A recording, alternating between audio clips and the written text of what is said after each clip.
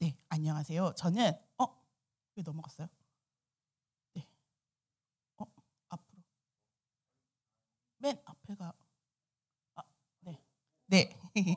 모두 다 알고 계시겠지만, 네, 네, 규영이와 네, 규희의 엄마이며, 네, 한 권사의 아내인 정수아 권사라고 합니다. 네, 이게 규희가 3살 때고요. 규영이가 아마 5살 때일 거예요. 네, 되게 이때는 예뻤어요. 네. 네, 저는 어린이집에서 근무하고 있고요. 그리고 현 유아요치부 부장을 맡고 있습니다.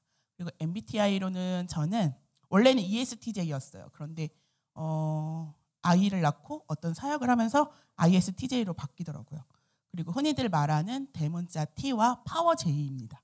네, 기질에서는 저는 거진 99%의 우울질이에요. 저 청년회 때는 MBTI 이런 거 없었고요. 혈액형하고 기질이 되게 유행할 때였어요. 네, 그래서 그때 저는 우울질이었는데 제가 담즙질을 되게 가지고 싶었거든요. 예. 그래서 성향이 그걸 흠모하면서 계속 훈련을 하다 보니까 현재는 우울 담즙으로 바뀌었어요.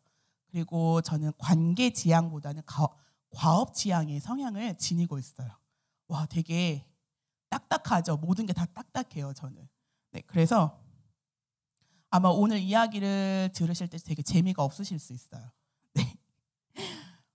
간증 제의를 듣고 전 청년회 때를 많이 회상을 해봤어요. 그래서 막 앨범도 막 펼쳐보고 와 이때 이랬는데 막 이렇게 펼쳐보면서 어떤 이야기를 나누면 좋을까 생각이 많이 들더라고요. 그래서 제가 청년회 때 어떤 고민을 많이 했나 생각해봤는데 뭐 이성교제에 대한 부분이 제일 많이 이슈가 많이 되었죠.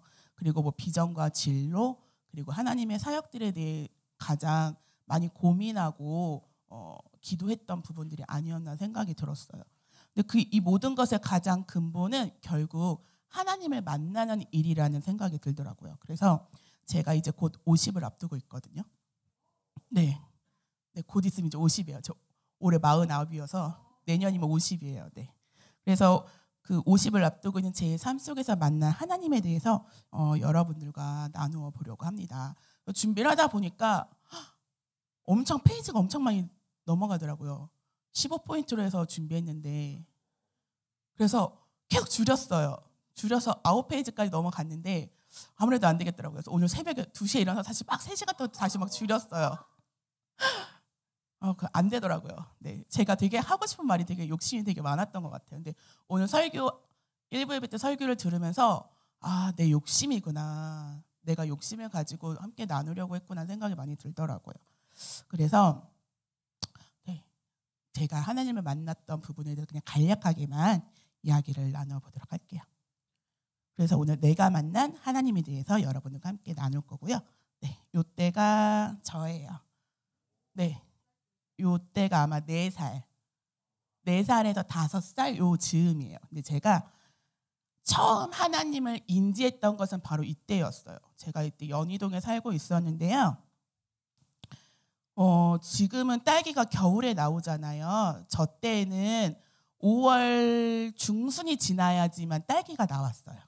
네, 그리고 가게가 흔하지 않던 시절이어서 그때는 전빵이라고 부르던 시절이거든요. 응팔 다들 보셨죠? 네, 응팔보다 더 뒷시절인 거예요. 제가 77년생이라서. 네, 그래서 이때는 가게가 별로 없어가지고요. 보통 트럭에다가 거기에서도 그 응팔에서도 계란 장사가 오잖아요. 그것처럼 트럭에다 물건들을 싣고 돌아다녔어요. 그래서 마을 저 입구에서부터 딸기가 왔어요. 딸기, 싱싱한 딸기가 왔어요. 이러면은 이제 다들 막 대문 밖으로 지갑 들고 나가셔서 물건 사시던 그런 시절이었어요. 근데 제가 딸기를 엄청 좋아했대요. 제가 엄마 아빠 말 다음으로 처음 했던 게 딸이래요. 딸. 엄마 딸 이랬대요. 그래서 그때도 이제 멀리서 딸기 장사가 오는 소리가 들리니까 제가 엄마 치맛자락을 붙들고 딸기를 사달라고 그렇게 졸랐대요. 근데 거기까지는 저는 기억이 없는데요. 그날 엄마가 저한테 뭐라고 말씀하셨냐면 수아야, 딸기가 먹고 싶으면 하나님께 기도해. 하나님이 너의 아빠야. 아빠한테 기도하면 하나님이 들어주실 거야 라고 얘기를 한 거예요. 근데 저희 엄마 그때 교회를 막 나가시기 시작한 지 얼마 안 되셨을 때였거든요. 저 그 얘기 듣고 방으로 막 달려갔어요. 무릎을 일단 꿇었어요. 꿇고 기도를 했어요. 하나님, 딸기가 먹고 싶어요. 딸기 주세요. 라고 기도했어요. 근데 그날 밤에 정말로 저희 아빠가 검은 봉지에 딸기를 사들고 돌아오셨어요. 그럼 엄마랑 아빠랑 짜고 치는 고스톱일까요? 그때는 전화기가 없었어요. 교사대학 때도 목사님께서 말씀하셨지만 저희 뒷집에 유일하게 전화가 있어서 누구야 전화 왔어 하면 이제 그 집으로 뛰어가서 전화를 받는 그런 시절이었어요. 앞집에도 전화가 없고 옆집에도 전화가 없는. 네. 그렇기 때문에 저희 엄마와 아빠가 서로 소통할 수 있는 창구는 없었던 시절이에요. 그런데 아빠가 정말로 딸기를 사가지고 오신 거예요. 저는 되게 그게 너무 인상이 너무나도 강했어요. 그래서 정말 하나님께 기도하면 하나님이 들어주시는구나 라는 걸 요때 알았어요. 그리고 저희 친정 엄마도 그게 엄청난 사건이셨던 거죠.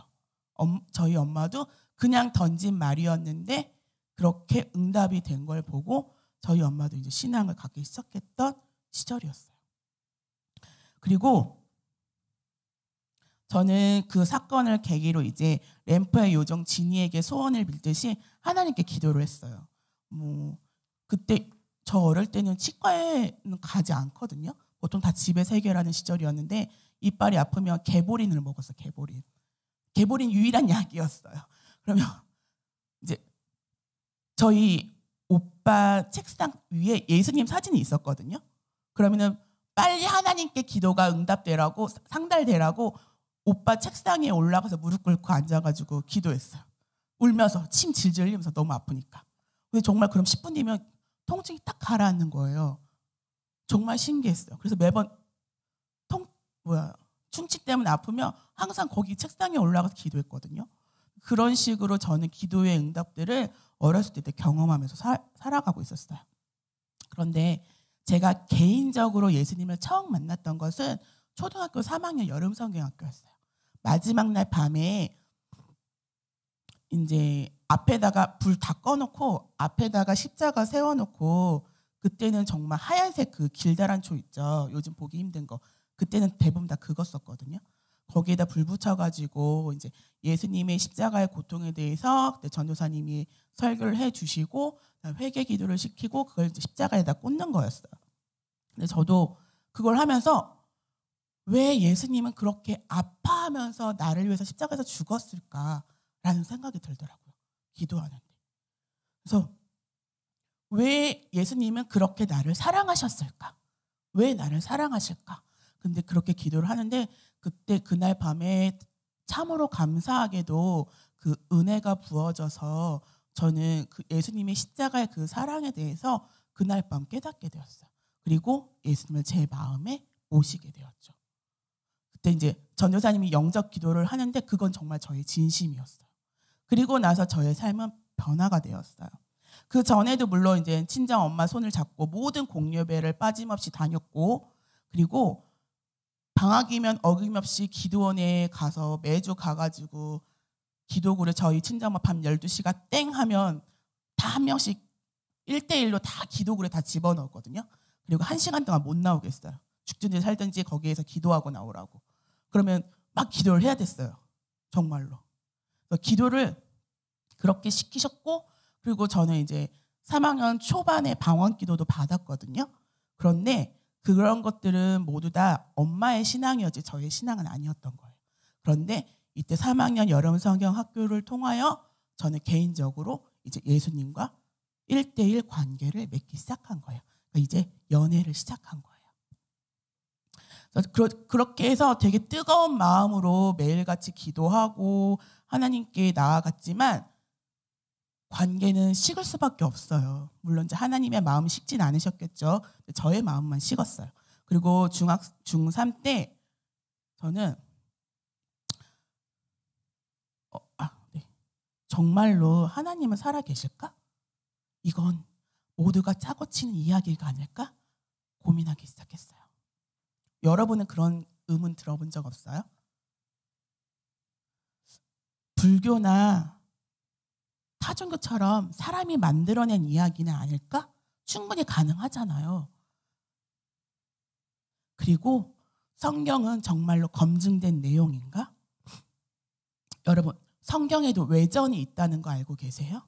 66권이 말고도 다른 성경 내용들이 정말로 많이 있어요. 그것들에 대해서 어떻게 검증이 되었을까?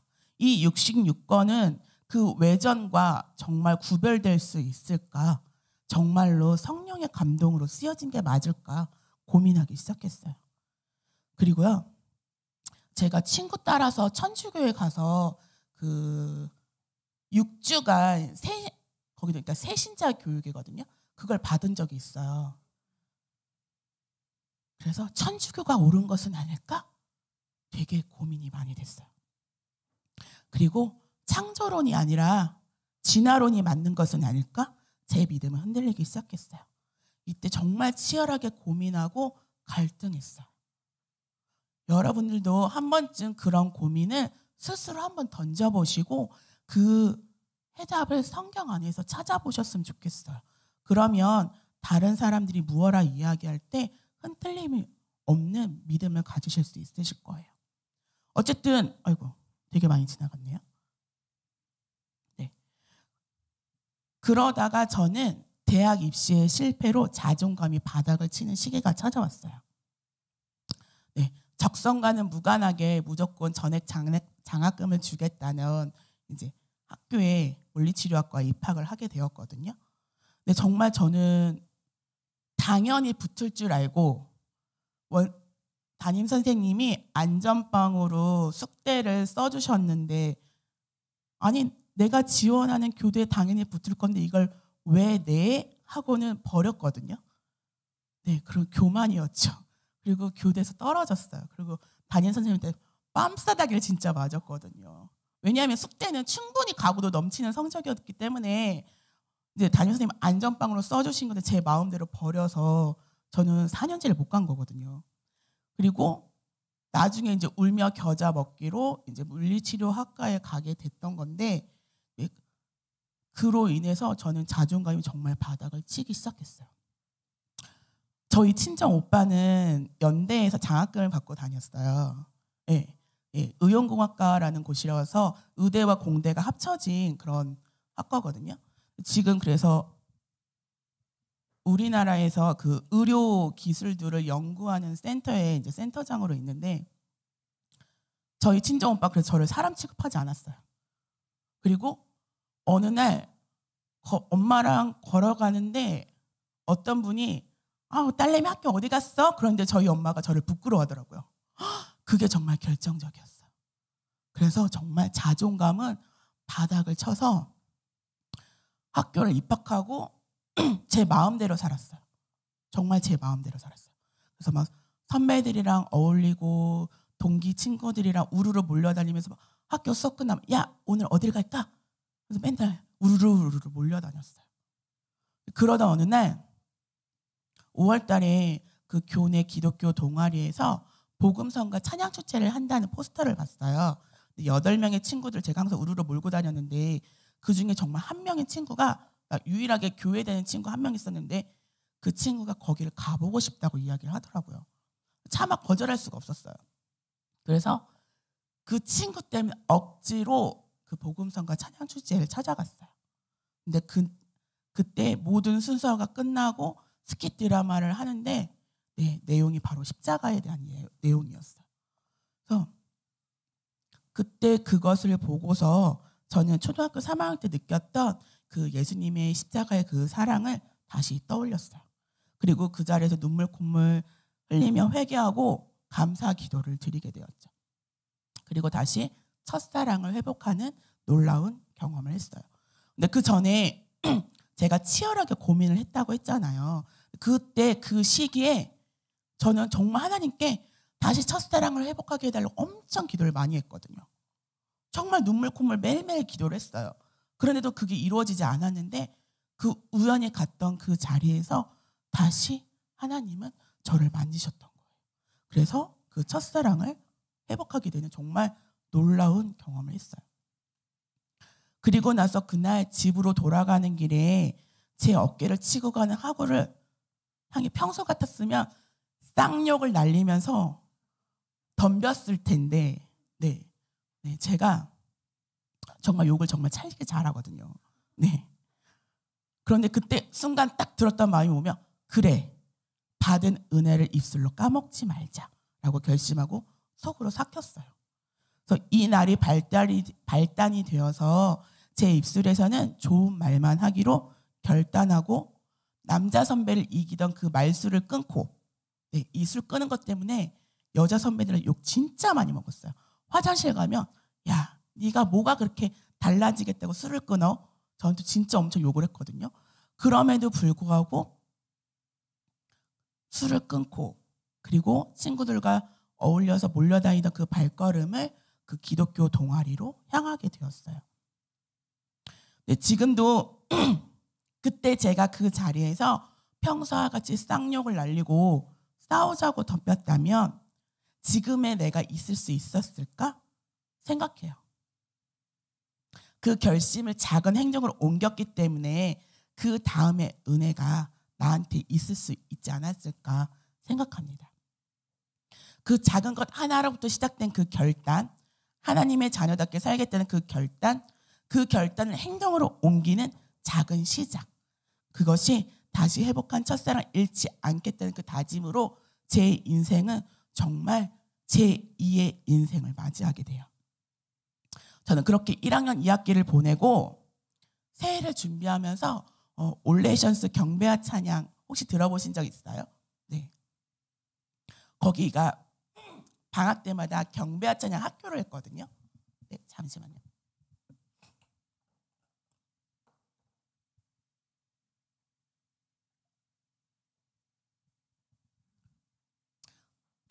그 찬양학교에 가고 싶었어요.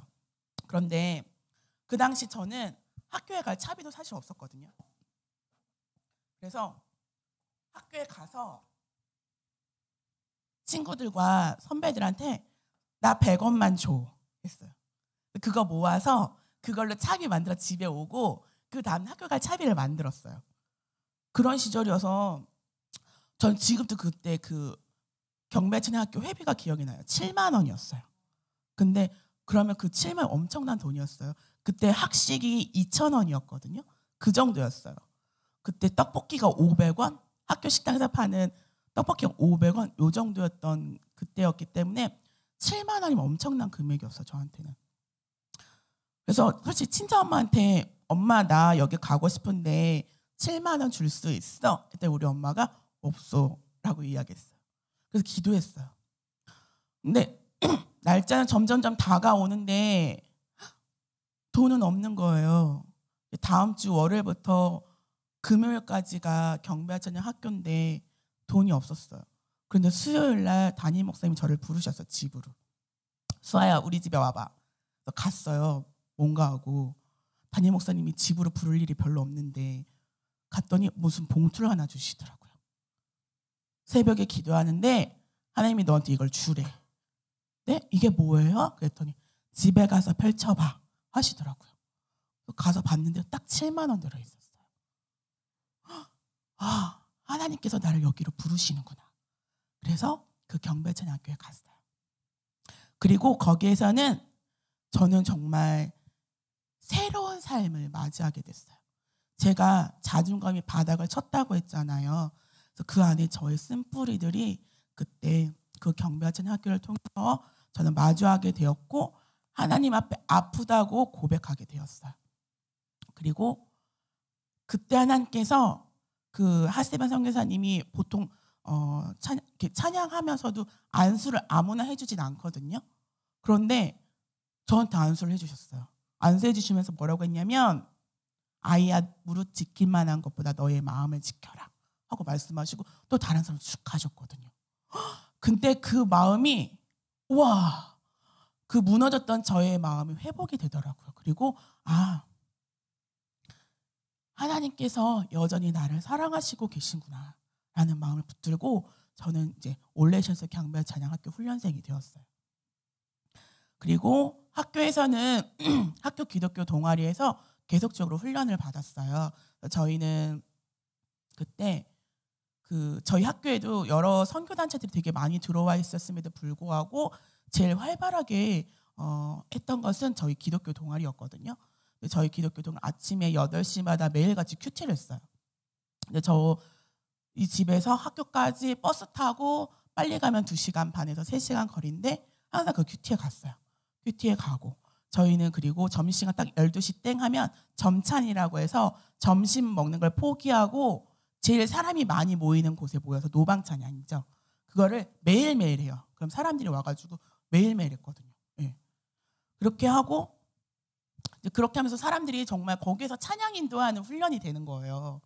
모든 자기 친구들이 지나다니잖아요. 근데 그렇게 하면서 찬양 인도하는 훈련들이 되고 대중을 향해서 두려움 없이 나아가는 훈련들이 되고 그리고 학과 끝나면 이제 5시부터 월화수목금 매일매일 월요일은 원래 정기 예배, 화요일은 제자 훈련, 목요일은 이렇게 다 있었어요. 금요일은 금요 기도회라고 모이고 매일같이 모이면서 강의 듣고 훈련 받고 예, 그랬어요. 저희는 그러니까 초교파라서 막 저희 CCC에서 좋은 거, DFC에서 좋은 거, 막 내비게이트에서 좋은 거 다 훈련 프로그램 다 받아다가 저희는 그렇게 운영을 했거든요. 그래서 그렇게 훈련을 매일매일 받으면서 경배찬양학교에서 훈련을 받으면서 그렇게 지냈어요. 그런데 저는 아까 말씀드렸듯이 차비가 없었다고 했잖아요. 그런데 살았어요. 그 훈련비를 냈고요. 저희는 방학 때는 이제 학교가 방학이 딱 되자마자 전체 수련회를 가요. 전체 수련회를 가면 동문 선배님들도 오시고 해서 전체 수련회를 하고 그리고 나서 한 달 동안 이제 농어촌 오지 선교를 가거든요. 그러면 농어촌의 선교 이렇게 미자립 교회들을 찾아가서 저희 자비로 월요일서부터 금요일까지 해가지고 마을 선교와 어린이 사역과 노인 사역을 해요. 그런데 이 인원이 적게 갔을 때는 7명, 많아봤자 13명이서 저희끼리 밥 해먹고 다 하면서 다 하는 거예요. 마을 잔치까지 다 해주는 거예요. 그렇게 훈련을 받았어요. 그런 걸 하면서. 그렇기 때문에 방학 때 아르바이트 이런 건 꿈도 꿀 수 없었어요. 저는 많게는 방학 때 4곳을 가기도 했거든요. 근데 한 곳을 가려면 거의 3주간 저희는 이제 매일같이 모여서 준비하고 기도회를 해요. 그럼 그렇게 이제 4번을 하는 거예요. 그러면 방학이 끝나요. 저는 그래서 방학 때 그래서 아르바이트를 할 수가 없었어요. 그렇게 훈련을 받으면서 지냈는데 어느 날 제 동생이 전병헌 목사님 말씀을 저에게 전해줬어요. 그때 저희 4자매가 3일교회를 다니고 있었거든요. 제 둘째 동생이 이제 청년부 간사로 활동을 하고 있었어요. 그래서 전병헌 목사님은 총애를 받는 간사 중에 한 명이었는데 제 동생이 무슨 삶을 나누면서 이런 얘기를 했더니 저보고 이기적이라고 했다는 거예요. 너희 언니는 너무 이기적이야. 가정을 돌보지 않아. 재정을 책임지지 않아. 첫째인데 라고 얘기를 했어요. 사실 그때 너무나도 마음이 무너졌어요. 저는 재정만 책임지지 못했지 다른 모든 건 다 제가 감당하고 있었거든요. 제가 맞이라서. 그래서 되게 그때 마음이 많이 상했었어요. 그런데 하나님께서 말씀하시기를 괜찮아. 너는 나한테 붙어 있잖아. 너는 지금 나와 함께하고 있잖아. 너는 내가 하라는 걸 하고 있는 거야 라고 말씀해 주셨어요. 그래서 저는 졸업을 하고 나서도 캠퍼스 간사로 섬겼어요. 물론 이제 직장을 다니는데 페이가 되게 적지만 시간을 많이 낼 수 있는 직장을 갔어요.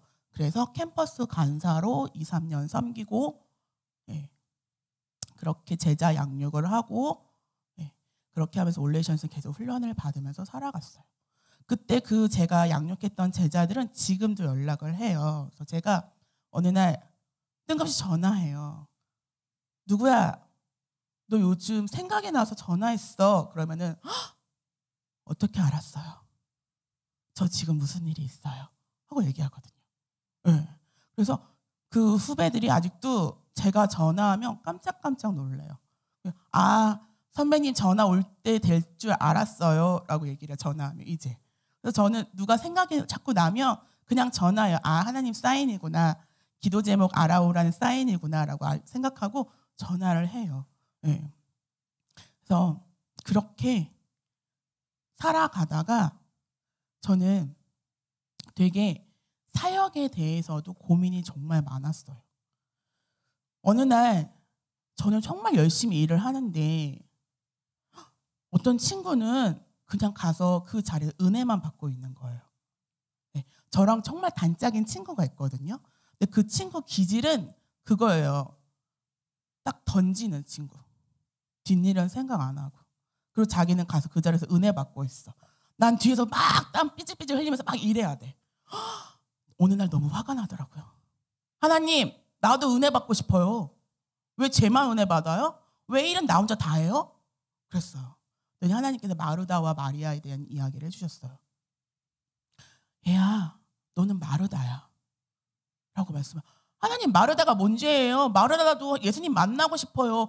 하나님 그 자리에서 마리아 이쁘다고 칭찬해 주셨잖아요. 마르다도 칭찬 받고 싶은 거예요. 하나님, 마르다가 아니면 누가 그거 준비해요? 하나님, 마르다도 불쌍한 거예요. 라고 얘기했어요. 막 반박했어요. 그런데 하나님께서 말씀하셨어요. 얘야, 내가 그때 마리아를 칭찬했던 것은 마르다는 그 일을 하는 데 있어서 그 마음의 중심에 내가 없었어. 그냥 일만 있었어. 그러니까 불평불만이 생기는 거야. 너 그 일을 하면서 나를 묵상하면 너도 그 자리에서 충분히 은혜를 받을 수 있다? 라고 말씀해 주신 거예요.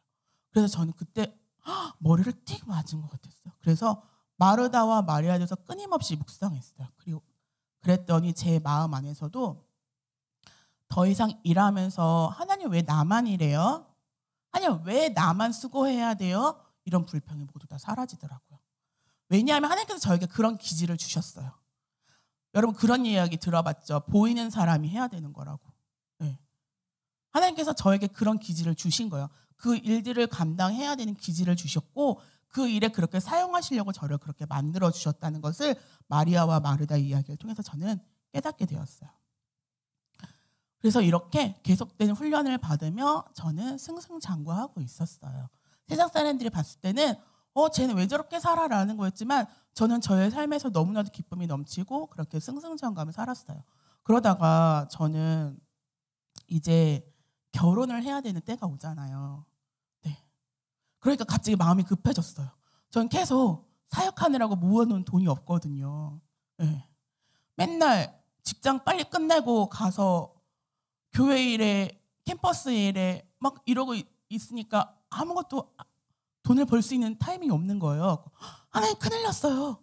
저 이제 결혼해야 되는데 하나님 저 집도 없어요. 어떻게 하실 거예요? 그때 세상 사람들의 소리가 막 들려오기 시작했어요. 그래서 제가 뭘 했냐면 다 내려놓고 투잡을 뛰었어요.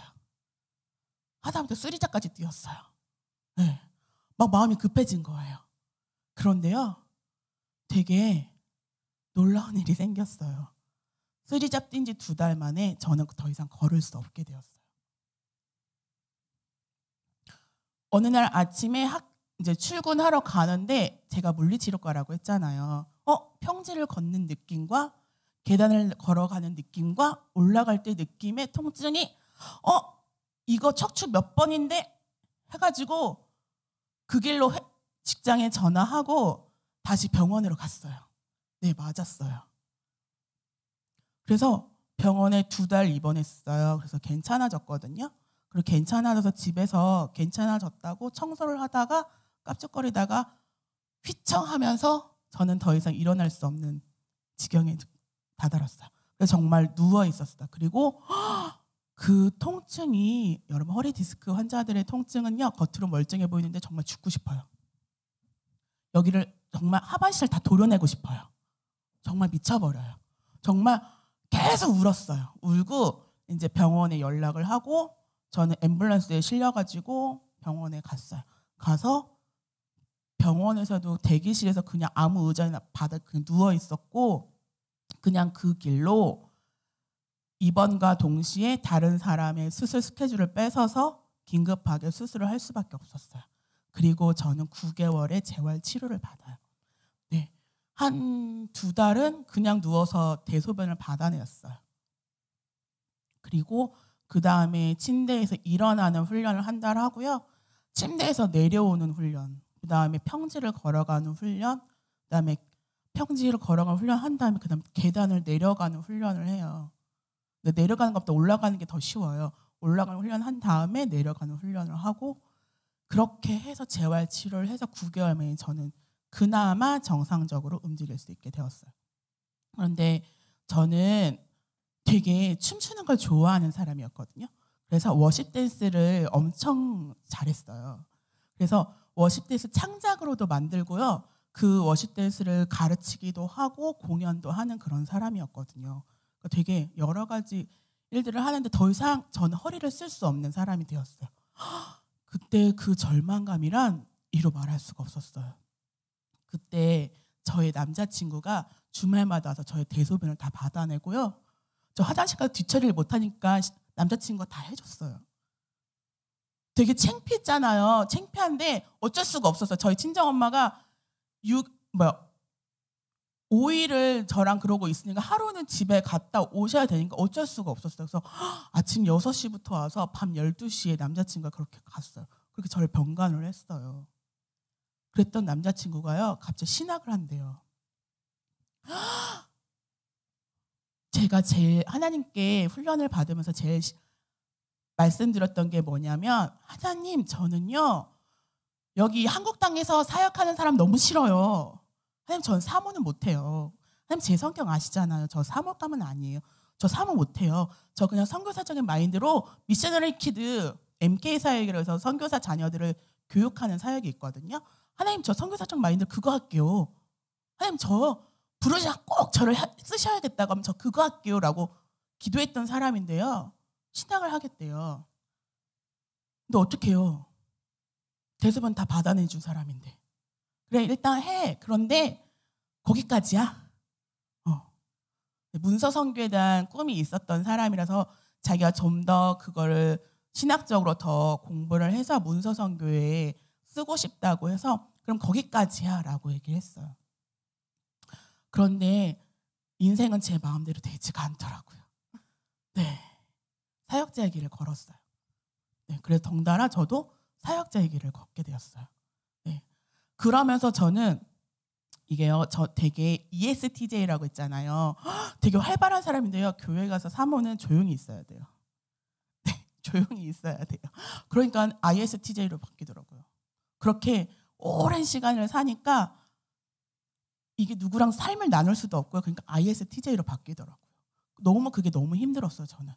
그래서 맨날 하나님한테 막 울면서 원망했어요. 하나님 저요. 이런 사람 아닌 거 아시죠, 하나님? 그런데 저 왜 이렇게 살아야 돼요? 이러면서 그렇게 사역자의 삶을 살았어요. 그러면서 더불어 이제 그 교회에서 이제 주일학교 이제 저도 파트를 맡아서 사역을 하면서 그렇게 살았어요. 근데 하나님께서 저희 가정을 참 많이 사랑하시더라고요. 그리고 제가 그렇게 하나님께 울면서 불평불명하면서도 계속 하나님의 일을 할 수 있었던 것은요. 하나님께서 은혜를 너무 많이 주세요. 그러니까 제가 떠나 있을 때보다 하나님의 일을 할 때 은혜를 더 많이 주세요. 제 지인들도 항상 저한테 하는 말이 뭐냐면 너는 하나님의 일을 할 때 정말 빛이 나. 너는 살아있는 사람 같아. 라고 이야기를 해요. 그래서 근데 그럴 수밖에 없는 게 하나님의 일을 할 때 은혜를 주세요. 정말로 많이. 예를 들면 저는 이제 규영이를 낳고 이제 규희를 임신을 했는데 갑자기 집주인이 집을 갑자기 막 비워달래요. 당장 비워달래요. 한 달 안에 비워달래요. 계약 기간이 엄청 많이 남아있는데 어떻게 이럴 수 있냐 했더니 모르겠대요. 비워달래요. 자기. 그래서 급하게 어쨌든 집을 알아보고 이사를 했어요. 그리고 규희를 낳던 날 비가 정말 억수같이 내렸거든요. 그 집이 침수가 됐어요. 얼마나 다행이던지. 네, 다행히 그 사람들 아직 그 집에 이사는 안 들어왔는데 그 집이 침수가 돼버렸어요. 그래서 아무것도 건질 수 없을 만큼 침수가 됐대요. 하나님께서 그렇게 일을 하시더라고요. 근데 그 급하게 집을 알아봤으니까 얼마나 뭐 대충인 집을 당장 골랐거든요. 근데 여름에 너무 덥고 겨울에 너무 추운 거예요. 하나님 이렇게 못 살겠어요. 했더니 하나님이 또 집을 어떻게 금방 알아보게 하셔서 김포의 신축 아파트로 이제 이사를 가게 한 거예요. 그때 제가 서울에 살고 있었는데 신축 아파트로 이사해 갔어요. 그래서 제가 이제 아이를 규희는 업고 규영이는 앞으로 안고 이따만한 2명이니까 이따만한 기저귀 가방을 메고 버스를 1시간을 넘게 타고 그렇게 사역을 하러 다녔거든요. 매일같이. 너무 힘든 거예요. 진짜 사람들이 잘 비켜주지도 않아요. 이 만원 버스여가지고 여러분 만원 버스 잘 모르시죠? 서울 만원 버스는 진짜 그냥 발이 하늘에 떠 있어요. 그냥 낑겨서 가는 거예요. 이렇게 맨날 다니니까 너무 힘들었어요. 그래서 하나님 너무 힘들어요. 어느 날 정말 버스 안에서 눈물이 줄줄줄 나더라고요. 규영이도 막 엄마 힘들어 다리 아파 막 이러고 있는데 좀만 참아 이렇게 말을 하는데도 애가 어떻게 알아요. 이제 3살인 애가. 그래서 막 너무 그때 정말 너무 눈물이 나는 거예요. 그래서 하나님 어떡해요. 어떻게 이렇게 살아요. 그랬는데요. 어느 날 어떤 가정에서 저희 가정으로요. 딱 헌금해 주셨어요. 차 사라고. 네, 그게 마중물이 되어서 저희는 경차를 모닝을 구입을 했어요. 그래서 경차를 타고 정말 감사하게 사역을 다녔어요. 이건 정말 작은 일예들이에요. 하나님께서 정말 저희 가정에 부어주시는 그 은혜가 너무나도 컸기 때문에 아무리 힘들고 어려워도 그리고 정말 포기하고 싶은 순간이 너무 많았음에도 불구하고 결국 그것들을 포기할 수가 없었어요. 그래서 저희 아이들이 아파도 저는 주일날 교회에 갔어야 됐어요. 저희 신랑도 갔어야 됐어요. 그러니까 얼마나 슬퍼요. 애는 열이 펄펄 나는데 쉴 수가 없어. 애를 가정에서 돌볼 수 없어. 열이 나는 애를 데리고 교회를 가요. 그냥 그렇게 살았어요. 근데 너무너무 속상해요. 그래도 불구하고 그 일을 감당할 수 있었던 것은 하나님께서 그만큼 부어주신 은혜가 있기 때문이에요. 제가 작년에 유아 유치부 처음 시작하면서 어떤 선생님이 그런 말을 했어요. 선생님 우리는 월급을 받는 거예요. 라고 이야기를 했어요. 여러분 은혜로 월급을 받고 있는 거예요. 하나님께. 정말 여러분 삶을 잘 살펴보세요. 이 일을 감당함으로 인해서 부어주시는 은혜들이 여러분이 정말 있어요. 근데 여러분이 깨닫지 못하고 원래 이런 거야 라고 느낄 수가 있기 때문에 잘 캐치를 못하실 경우도 있어요. 근데 저의 삶은 그런 삶이었어요. 그러다가 저는 2번째 위기를 인생에서 맞게 돼요. 뭐였냐면요. 교통사고를 그 차를 타고 가다가요. 놀다가 왔어요. 놀다가 돌아오는 길에 교통사고가 났어요. 차는 폐차를 하는 게 훨씬 더 싸대요. 근데 아무도 다치지는 않았어요. 근데 저는 통증이 너무 심했어요. 그래서 저는 이제 입원을 했는데 그때 제 목에 있던 암세포 하나가 터져서 알게 됐어요. 갑상선 암인 걸.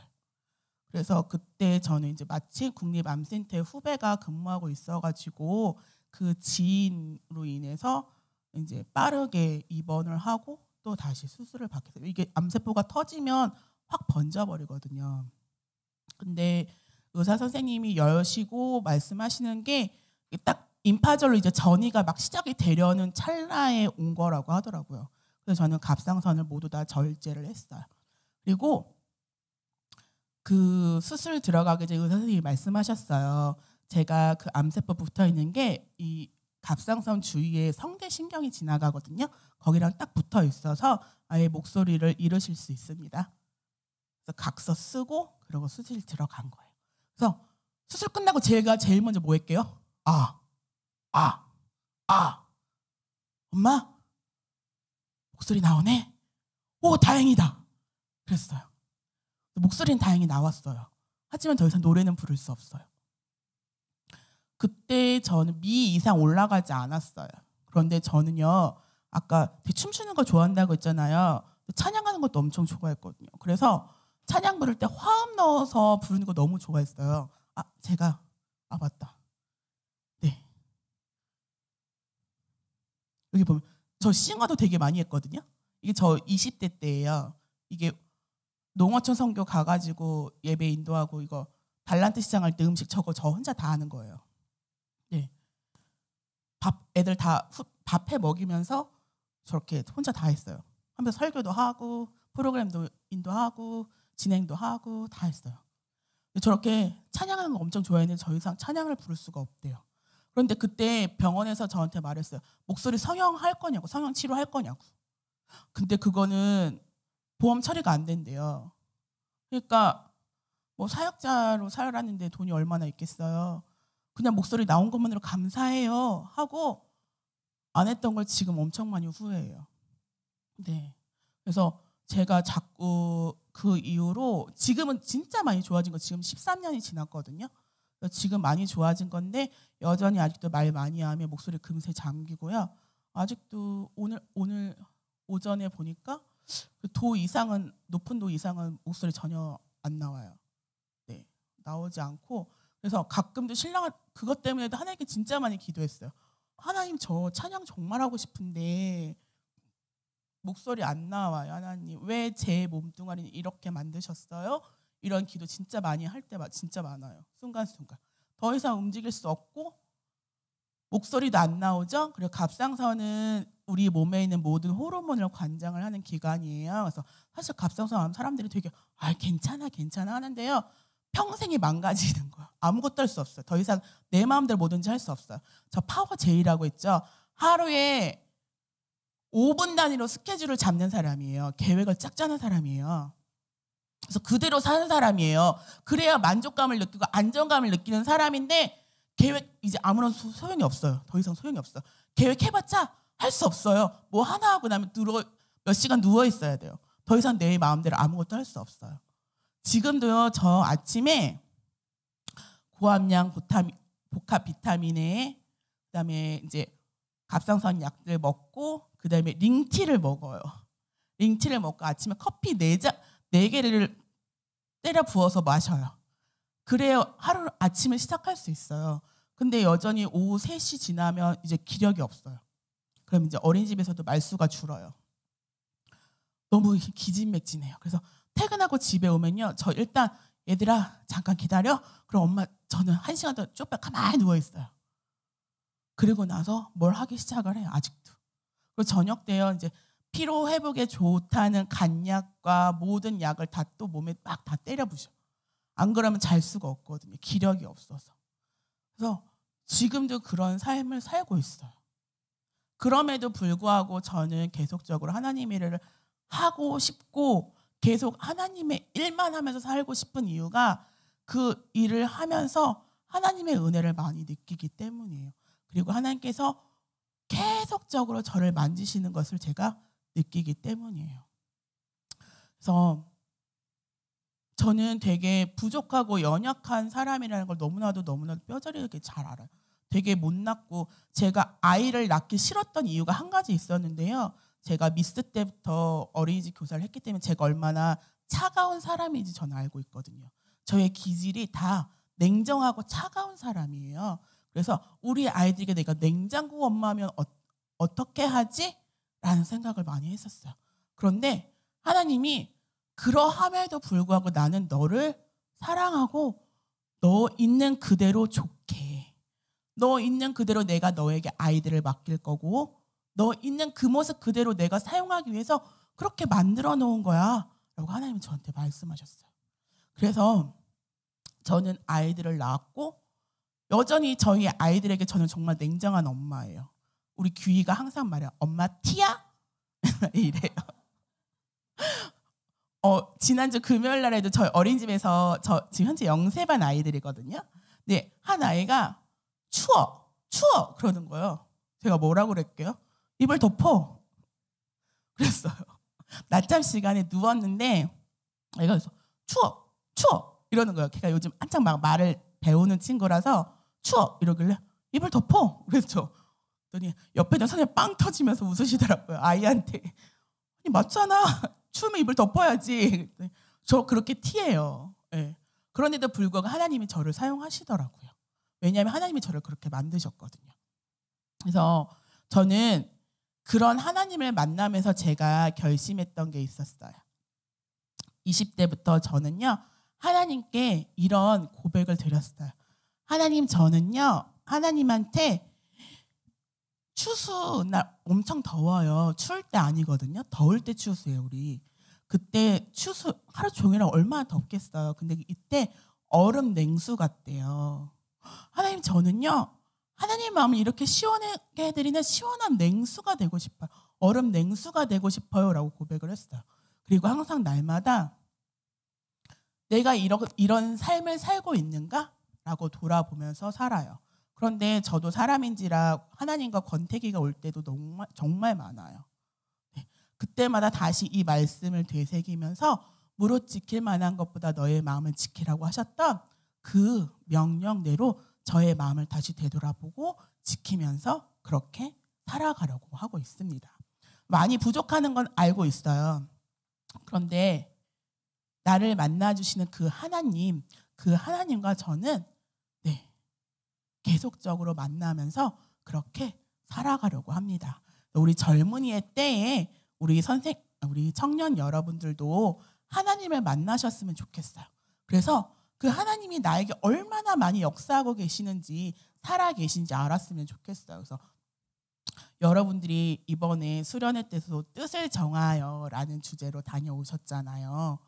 뜻을 정했다는 것은 목표를 정했다는 거잖아요.